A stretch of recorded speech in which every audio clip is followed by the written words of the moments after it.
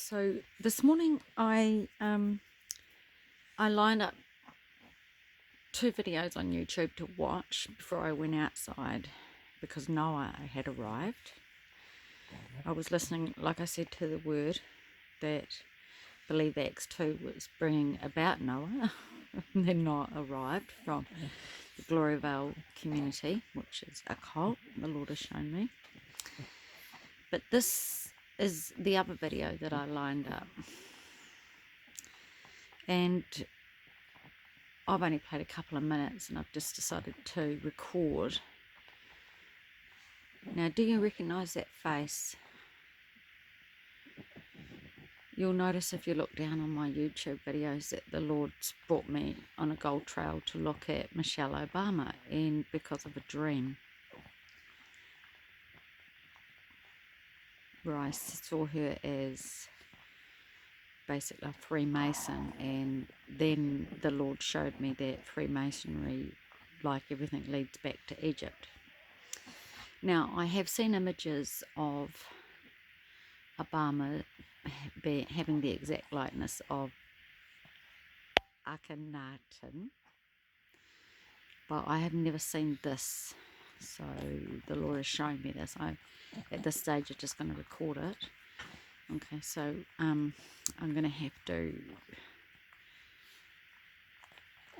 play it back. So it's from Shane. Shane and I have different ideas about getting the hell out of here, and he wants to and believes that he will before the trial or tribulation. So very much the pre-rapture, and I have articulated that on his page, and he's very gracious towards me, and I'm certainly gracious towards him, and I still link, of course, to his channel.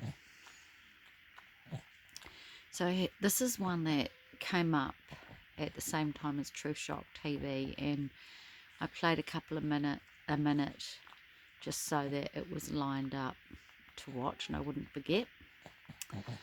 So I've watched Truth Shock TV, and then this is the other thing that the Lord had for me to watch. So I'm going to play it, and I haven't played very much of it. So we're just going to see where the Lord takes us. But it is a gold trail that the Lord has me on about Michelle Obama, because the truth will come, and we are in the end. Why they would bring him back out of all people. Oh yes, I better. And like I say, the Hastings Institute even went forward and... So I better play the beginning of this. I didn't listen to this. Here we go. So you think Obama is a clone of Akhenaten? Let's get to that. Let's have a look at this. All right. Now, I've established the idea that Akhenaten is the go-to guy for all the secret societies, from Rosicrucians to Freemasonry. If you also understand that Akhenaten was the carrier of all this knowledge, the renegade, you would understand why they would bring him back out of all people. And like I say, the Hastings Institute even went forward and said this. Well, you know what? I put this picture. Let's start with Michelle, since we have her. Let's look at Akhenaten's mother, Queen T. Akhenaten's mother, Queen T, is a mystery as well. She was brought into the pharaonic ship at the age of 4 and was co-regent with her husband, Amenhotep III. The biggest statues of pharaohs are of Queen T and her husband, Amenhotep III. And they gave birth to Akhenaten. When you look at Queen T, I would imagine you would immediately see Michelle Obama. Now, what I did is I took Michelle Obama's high school photo and I cut it in half. And I laid these two images side by side. And you can't tell I split the photo. People are using my mixed image as an original image of Queen T, because you can't even tell her face is there. If you got that picture of her high school photo and you were to crossfade these two images, you would clearly see that they are the same person. You know, we know resemblance occurs across culture, across time periods. And I would give that to you. And I would think the same thing. Now, honestly, if you want to look at the next picture, Barack Akhenaten, When I put this artwork together, I really only put Barack, his Time magazine photo, with Akhenaten, and I split again the faces in half. Now, I'll admit here live on television that I did not manipulate, squish, or do anything to make that face fit the other face. They just fit. I cut them straight in half and I put them together and they are an exact match. So now we have two faces of a single family of Egypt and a single family that is the first family. So you're looking at Akhenaten split with Barack Obama, and you're looking at Queen T split with Michelle Obama. And then I learned, lo and behold, that Akhenaten had two favorite daughters. And I said, nah, this can't be. So I dug out the images of Akhenaten's two daughters. And I'll tell you, Malaya and Sasha have very unique facial structures compared to each other, whereas Sasha has kind of the pudgier cheeks and Malaya is a little skinnier. They are an exact match of Akhenaten's children. So now you have four faces that you're dealing with. Okay, so we're dealing with the fact that you can clone a mummy. That cloning has been going on since 1951. That if the secret societies in charge of our planet were going to bring back anyone in the world, it would be this man. And now we've got this mysterious man who we call Barack Obama, and I'd like to get into more of him a little bit later. Of course, he's Barry Soetoro, Barry Dunham. Nobody knows what his name is, and I predict that is... No one knows where he's born. No one knows his real identity, right? Exactly. He was born on Krypton. Exactly. And if Michelle is a man, that's another question now that's been posed. Pharaohs were very manly, and Queen Hatshepsut was another one of these female pharaohs.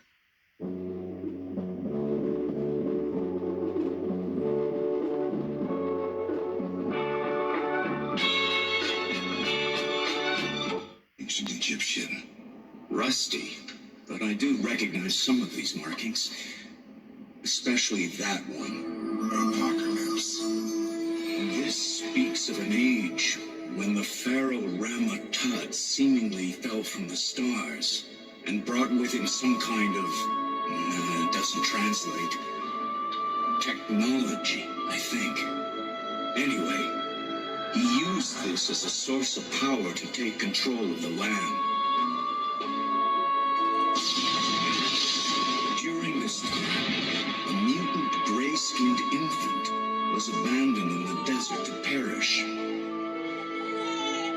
The child's cries were answered when he was found by a tribe of bandits, ruled by a warrior named Baal.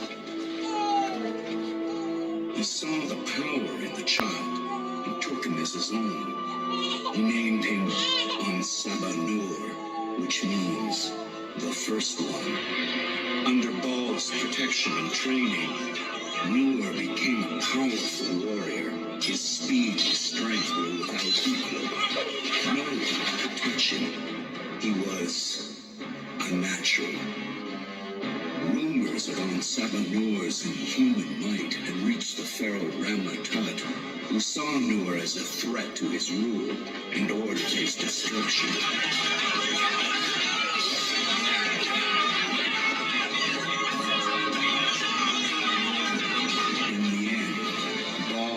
Army were defeated. Only Ansabanur remained. Since nothing could withstand his wrath, Ansabanur took the name Apocalypse. Apocalypse hunted down the pharaoh, who fled, never to be seen again. Apocalypse then discovered the source of Rama-Tut's power deep within these chambers. A vessel, and inside the vessel, a device called the Eye of Ages. He mastered the secrets of this strange technology to reshape the world in his own image. Mutants. He was going to turn humans into mutants. All humans. The Eye was powered by Apocalypse himself. But when he activated it, his life force was nearly depleted, and it was then that he was betrayed. Fearful of the future he planned, his trusted counsel sealed him inside. Apocalypse corpse was entombed, hidden in the highest reaches of the world, and then locked behind 3 doors in the hopes he would never again walk the earth. And that's it. It just stops. Then this. In the forest you were found, I've been called many things over many lifetimes. trying to hide. Ram, Krishna, Yahweh. Ever since the world found out about mutants, there have been secret societies who see them as some kind of second coming or sign of God. They believe that tens of thousands of years ago, an ancient being was born, the world's first. Mutant. He was some kind of God, and he's going to rise again. You are all my children, and you're lost because you follow blind leaders. No more false gods. I'm here now. He always had 4 followers.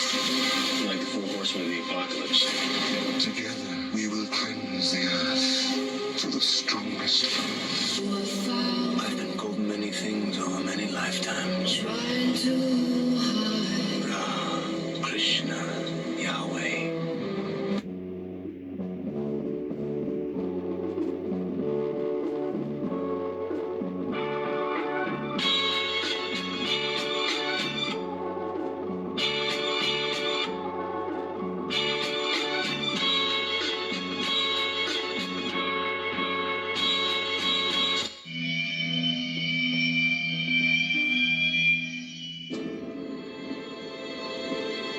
In 1907, a good few years before Tutankhamun's tomb was discovered, another tomb was discovered very close by Tutankhamun's tomb. It's known only as Tomb 55 because no one really knows who the occupant was.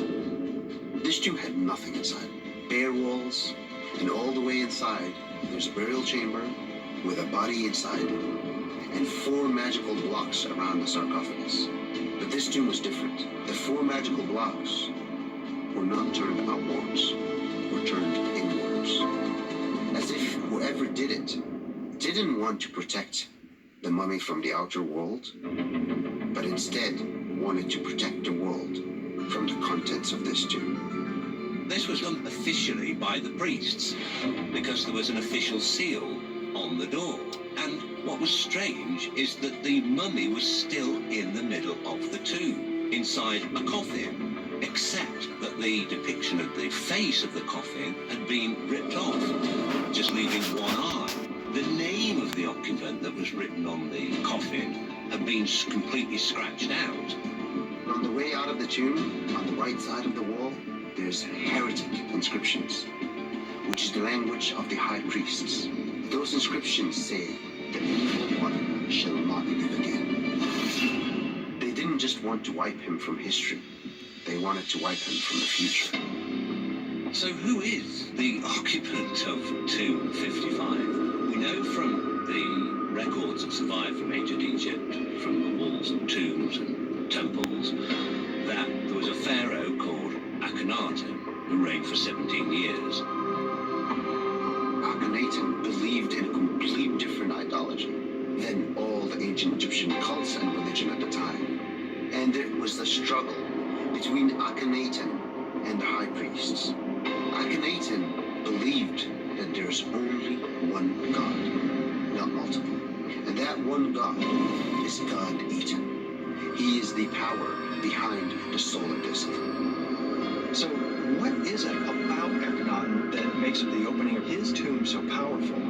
Because Akhenaten was potentially of extraterrestrial origin. This ultimately goes back to Akhenaten's introduction of the teaching of the celestial disk. Perhaps that sun disk that Akhenaten prayed to could have been an extraterrestrial giving knowledge to the ancient Egyptians.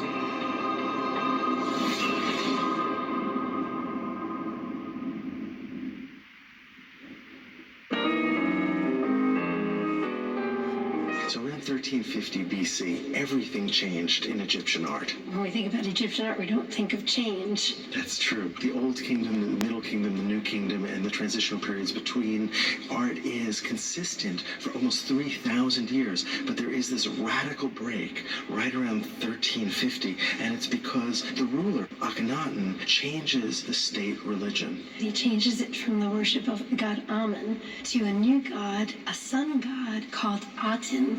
So he actually changes his own name to Akhenaten, which means Aten is pleased. The key is he makes him and his wife the only representatives of Aten on earth. And so he upsets the entire priesthood of Egypt by making him and his wife the only ones with access to this new god Aten.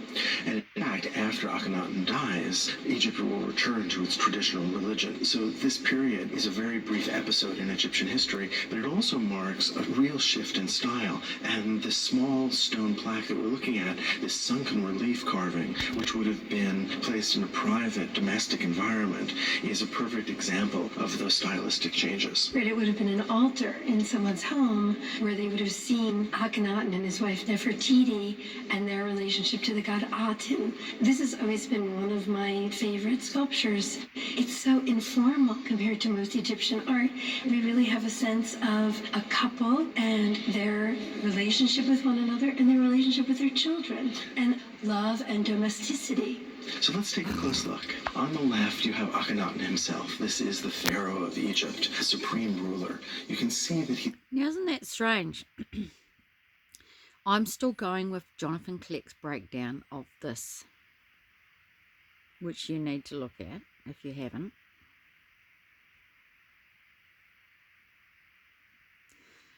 But just that this lady said a picture of domesticity. That was what the Lord showed me in a dream with Michelle Obama. Because she was in a box-like dress with the Freemasonry checkerboard on it. And Obama, although I couldn't see him from the standpoint, was watching from the doorway of the kitchen, because she was standing in front of the sink. And if you go back to when I first shared that dream, the Lord was giving me sort of further interpretation as I share it, which is one of the reasons why, you know, I enjoy uploading, because I'm on my own here and it's a little hard to,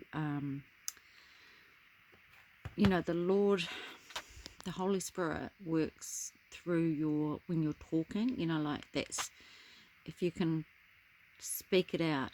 And so if nobody ever watches these, I don't really care. The Lord has asked me to do YouTube videos for a reason, and often what I say is prophetic when I'm sharing. So I describe what I saw in my dream, because when I write it down, it's not always, it doesn't flow as well always as it would be if I was to speak it. So I'm speaking about the dream, and as I did, I said it was the picture of domesticity. And I remember I couldn't say it, and I still can't say it. And that's just the gold trail that the Lord has got me on now, because now this lady is saying that that's what this informal portrait is. And also that the previous YouTuber has related the likeness of both the Obamas to this family tree. Holding his eldest daughter, and he's actually getting ready to kiss her. He seems to be holding her very tenderly, supporting her head, holding her under the thighs. She seems to be perhaps pointing back to her mother at the same moment. We see Nefertiti holding another daughter on her lap, pointing back to Akhenaten, and yet a third daughter, the youngest one, on her shoulder playing with her earring. And I think it's immediately apparent that there's something wrong with their anatomy. If we look at the children, or we look at Nefertiti or Akhenaten, we see swollen bellies, very thin arms, and elongated skulls, forms that have made art historians wonder whether there was something medically wrong with Akhenaten. For Mexico, but I digress and I must move on. 3,500 years ago, these guys show up in Paracas, Peru. We have that large skull cast that we have in the back table. That's the guy on the left there. He's got reddish hair. 3,500 years ago, this mysterious Paracas people show up in Paracas, Peru, on the west coast of Peru, out of nowhere. No one knows where they come from or why they just suddenly left. It's a mystery. They all have many of them have elongated skulls. Now, scholars and the prevailing paradigm will tell us all these elongated skulls are the result of cradle headboarding. What if they're not? And that's what we're going to share. What if they're not? What if this is a remnant of a Nephilim tribe? One of the Nephilim tribes is called the Longnecks. In my opinion, the fallen one is messing with the genome, constantly trying to find the right recipe to create mankind in his own image. Why? Because we're told back in Genesis, your seed and his seed will be at enmity with one another. I'm not making this stuff up. Let's move on.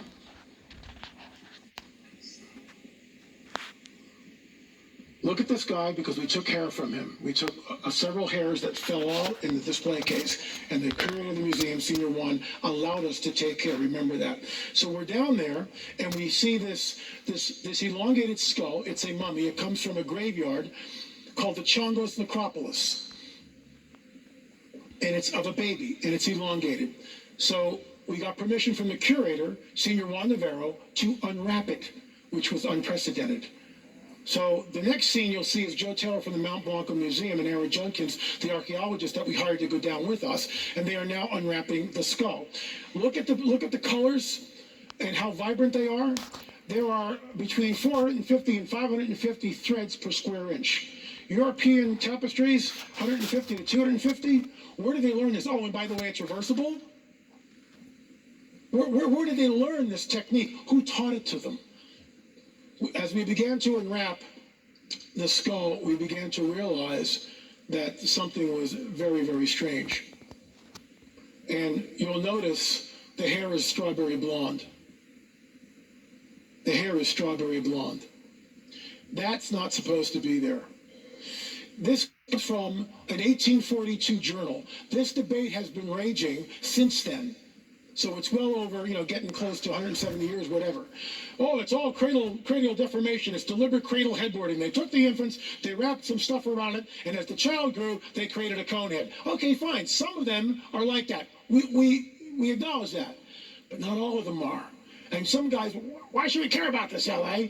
I'll get there. You'll see how it's all connected, because this goes back to the days of Noah. If these are Nephilim, then it can prove the biblical narrative. Listen to what this says. We ourselves have observed the same fact in many mummies of children of tender age who, although they had claws about them, were yet without any vestige or appearance of pressure of the cranium. More still, the same formation of the head presents itself in children yet unborn. And of this truth we had convincing proof in the sight of a fetus enclosed in the womb of a mummy, of a pregnant woman, which we found in a cave of Wachai, 2 leagues from Tarma, in which it is this moment in our collection. Basically, this is what it looked like. Remember, in 1842, there's no photography, so they would hire someone that would come with them and sketch everything. This is a 7-month-old fetus found in the mummy of a pregnant woman.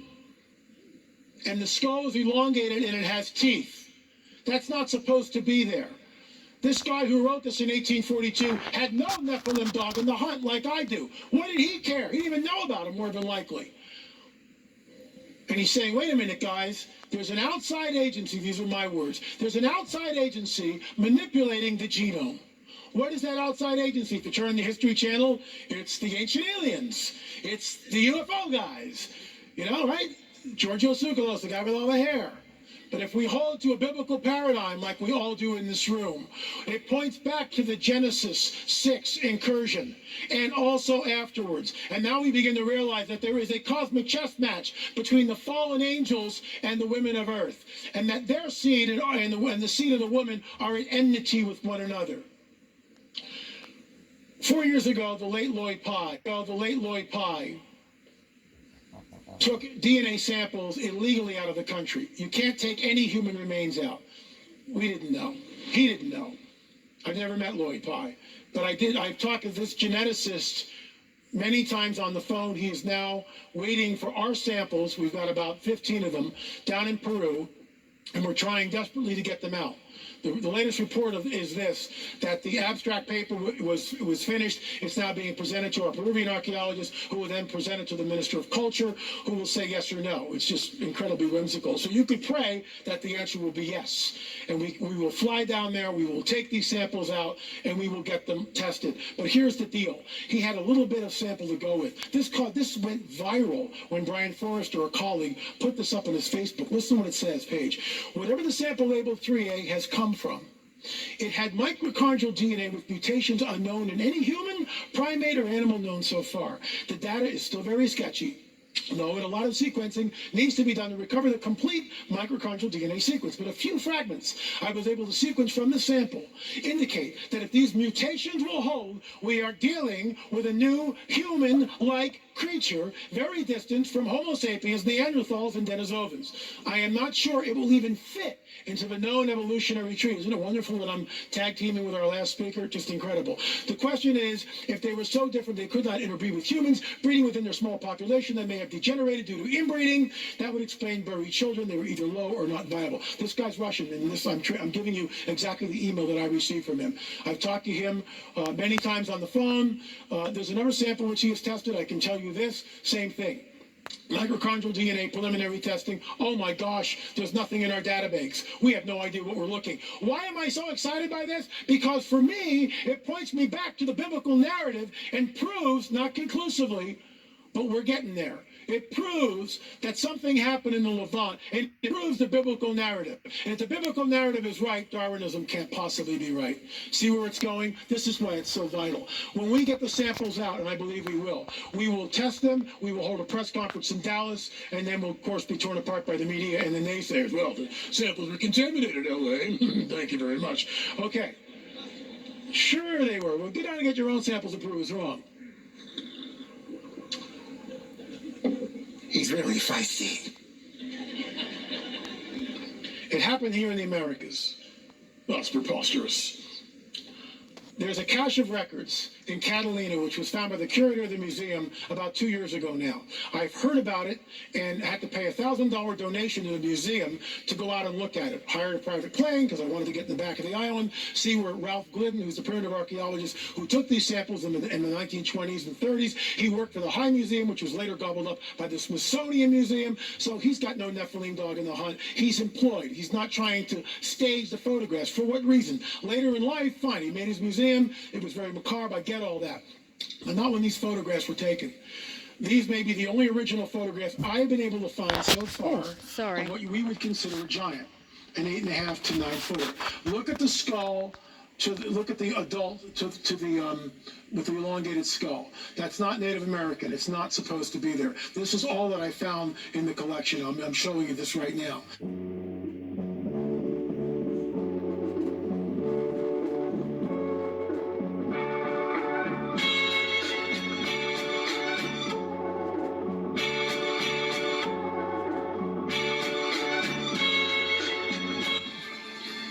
And it came to pass, when the children of men had multiplied, that in those days were born unto them beautiful and comely daughters. And the angels, the children of the heaven, saw and lusted after them, and said to one another, Come, let us choose us wives from among the children of men, and beget us children. And Senjaza was their leader, and said unto them, I fear you will not indeed agree to do this deed, and I alone shall have to pay the penalty of a great sin. And they all answered him and said, Let us all swear an oath, and all bind ourselves by mutual imprecations, not to abandon this plan, but to do this thing. Okay, so Gold Trail. Now, when I come in from talking to Noah, I opened YouTube and there was a new site that came up, and I knew it was God showing me a new site. Because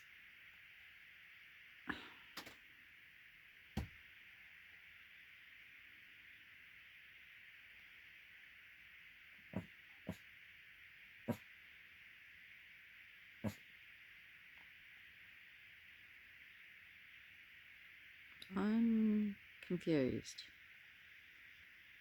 This is supposed to be my history.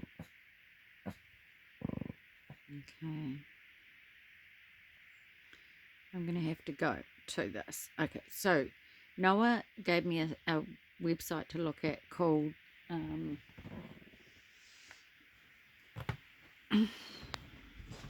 sorry, doggy.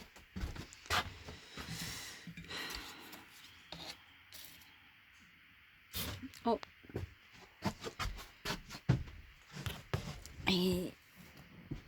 I wrote it in my Bible that I was talking to him.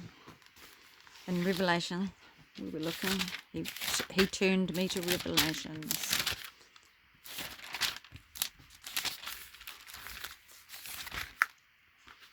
Here we go. Yeah. He calls it Theomatics Angel Fall website. So I remembered the Angel Fall. I haven't looked on the website. I don't know that it will come to anything, but I will look. But then I went to YouTube when I got in, and I saw this website, and it's called Enterthestars. And the Lord basically said that's the same thing, right? And this was the one that came up, which interests me, because click, good you, bad you. But when I started looking for his channel, I liked it, and immediately I like it, so I recommend it. I watched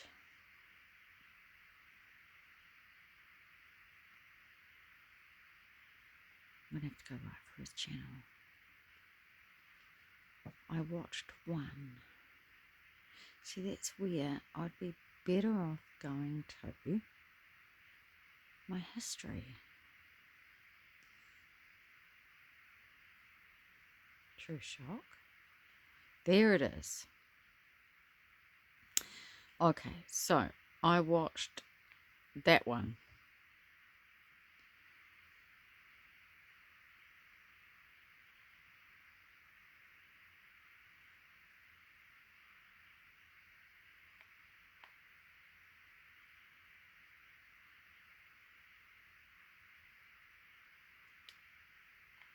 No, but it was about... These days, competition is heating up. And if you don't offer an excellent product... There was... Down, city to city, preaching the word.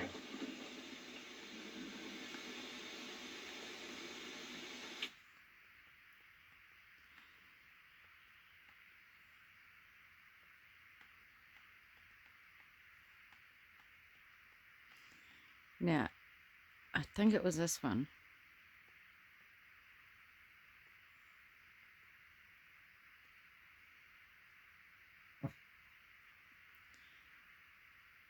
He talked about Mount Hermon. Was it this one?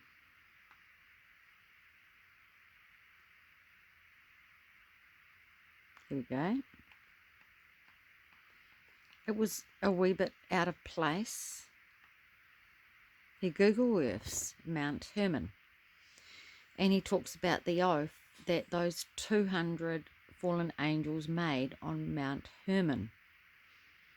And now it's come up again on Shane's channel. And I've run out of video.